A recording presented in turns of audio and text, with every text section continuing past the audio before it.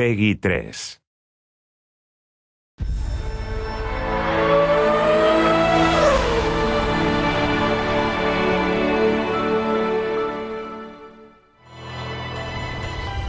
Welcome to the second developer diary for F1 2011.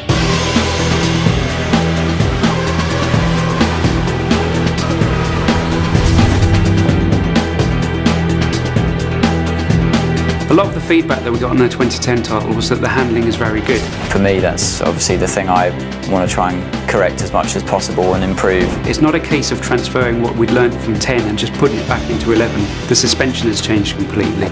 The aero's been updated. You can feel more involved with the car now. So the fundamental race experience is different now for qualifying than it is for the race. Qualifying's about those golden 2 laps, getting it right, hanging the car out there, really pushing it, really attacking the curbs, which you couldn't do last year. You can in 11. If you see a driver locking up under braking and there's smoke coming off the tyres, you can do that in the game. You've got a lot more mechanical grip basically available to you, and you can feel that in the slow speed corners.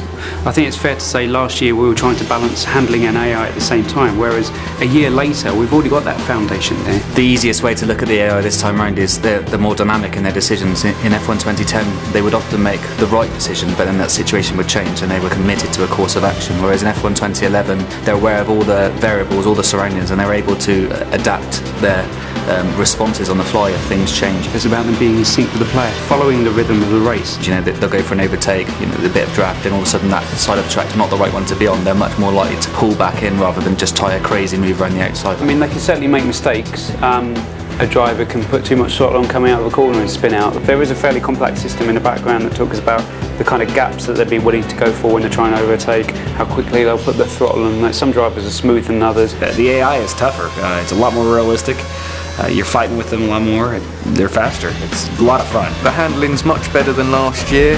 There's a lot more control than there used to be with the oversteer and the understeer. You can really feel the car and also save it if you get a bit of a moment. So now you can race nose to tail at such extreme speeds. It really brings the race alive. As each incarnation of the game comes along, you see big steps, and we've definitely seen a big step in this one.